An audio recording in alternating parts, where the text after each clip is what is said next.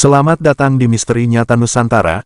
Apa kabar Anda semua? Semoga Anda sehat selalu, dan tidak lupa juga untuk simak video ini. Di video kali ini kita akan membahas tentang Neneng Sulastri, seorang santri cantik yang menarik paksa pamannya dari alam halus. Pamannya yang bernama Mangun, paman yang satu-satunya menyayanginya. Pada suatu hari Mangun pergi ke sawah, menanam padi dikarenakan kebiasaannya, bertani Mangun selalu terlambat pulang. Terkadang Mangun pulangnya malam. Mangun yang telah bosan di rumah, selalu menghabiskan waktunya di ladang, dan keluarganya pun sempat melarang, agar supaya Mangun jangan pulang terlambat, namun Mangun tidak memperdulikannya.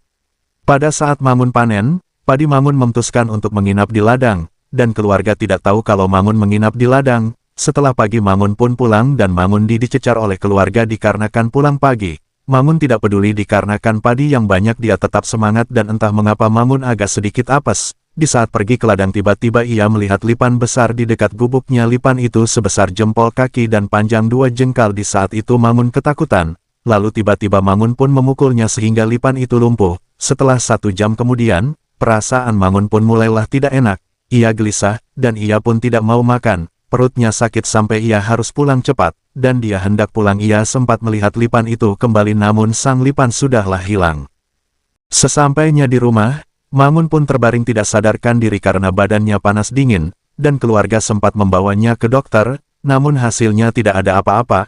Keluarganya pun bingung Mangun sakit berbulan-bulan, namun Mangun tidak mengatakan ia telah bertemu lipan besar kepada keluarga, dan keluarga sempat memanggil beberapa orang tua untuk mengobatinya namun Mangun tak juga sembuh. Keluarga sempat marah, karena Mangun selalu terlambat pulang, dan pulang malam. Keluarga Mangun khawatir kalau Mangun kena makhluk halus dari ladang. Di saat itu juga Mangun pun merasa sedih, sudah sakit dimarah lagi.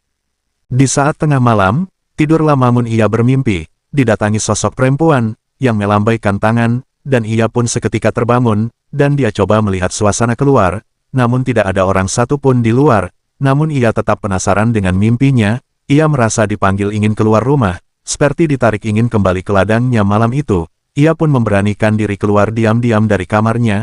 Ia berjalan arah ke ladang di saat jam 2 malam. Sesampainya di ladang ia melihat suasana ladangnya ramai penuh rumah-rumah dan lampu. Ia pun sontak terkejut menyaksikan keadaan itu. Ia hampir pingsan, ia tak sadar kini ia telah di alam halus. Di bawah jelmaan lipan yang ia pukul itu, dari balik lampu-lampu itu muncullah perempuan berbaju kebaya merah sambil berkata, "Mangun, kini kau sudah di rumah kami." Mangun menjawab, "Siapa kalian? Aku tidak pernah melihat kamu sebelumnya, dan aku baru kali ini melihat di ladangku ada rumah," ucap Mangun. Jelmaan lipan menjawab, "Ingatkah kau yang memukul tanganku sampai aku tak berdaya?"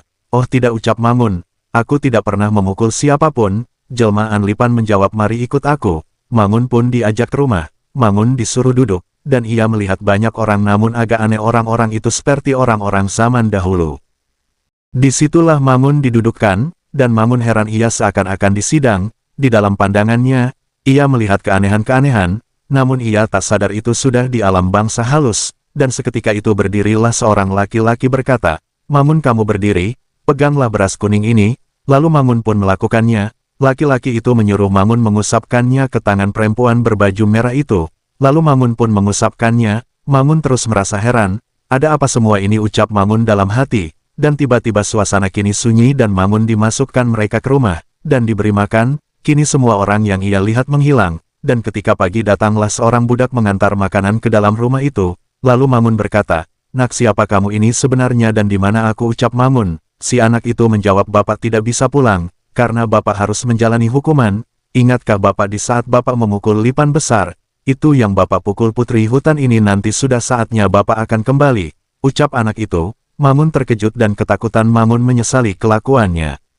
Tak lama kemudian datanglah seorang bapak, berkata, "Mangun, kamu harus minta maaf dengan putriku." "Oh iya Pak, aku tidak sengaja, lagipun aku melihat itu lipan besar.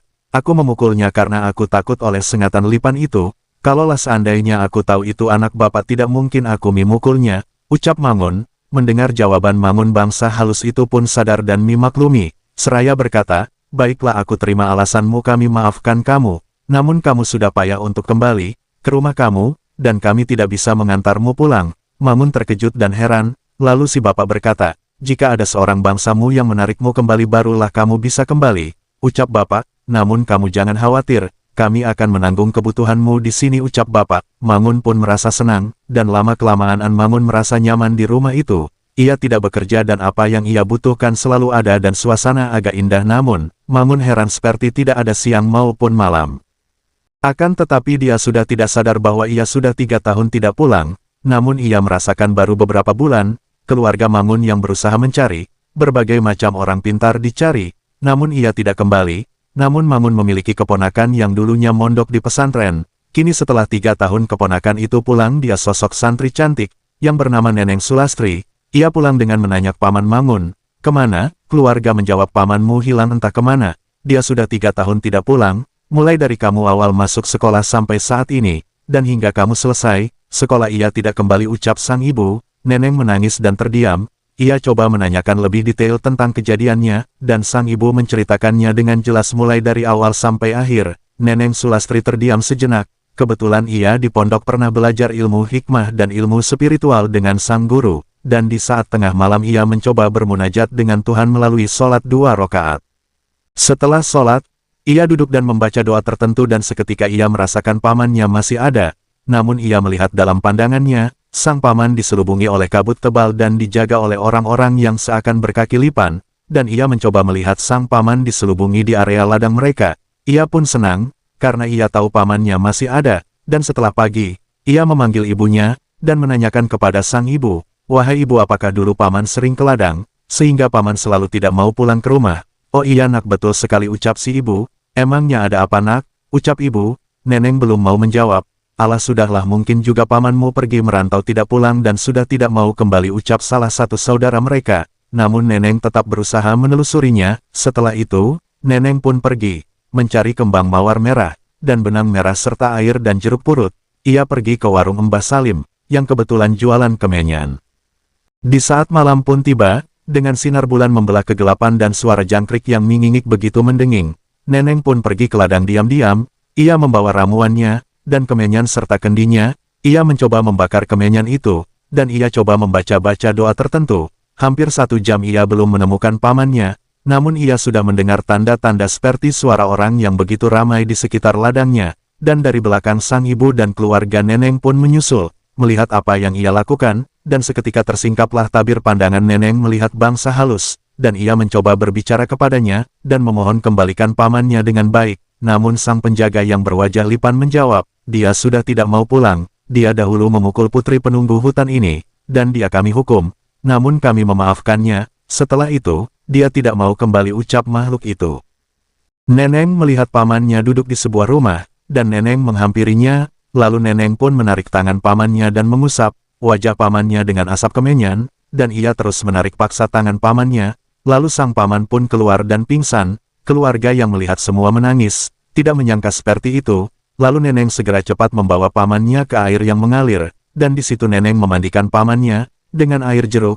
Keluarga Neneng yang tak berhenti menangis ikut memandikannya. Setelah itu barulah Neneng menjelaskan kepada keluarga, ibu paman ini dulunya memukul seekor lipan yang sangat besar. Itu penunggu hutan ini. Lalu paman dijemput paksa dari rumah di saat tengah malam, dan paman dibawa ke alam mereka untuk dihukum. Namun setelah hukuman selesai mereka memaafkannya, dan paman tidak mau kembali, ucap Neneng. Keluarga semakin menangis, dan Mangun digendong mereka dibawa pulang ke rumah, dan diberi makan bubur nasi, karena Mangun sudah tidak berdaya, tubuhnya lemas, dan tidak bisa bicara. Tetangga-tetangga pun satu kampung langsung mengerubunginya, seraya ketakutan, dan Neneng pun dijuluki santri sakti, penembus alam halus. Lalu keesokan harinya, mereka mengadakan syukuran, bersama orang satu kampung, dan memberikan penghargaan kepada Neneng Sulastri. Nah, itu sajalah yang dapat kita bahas.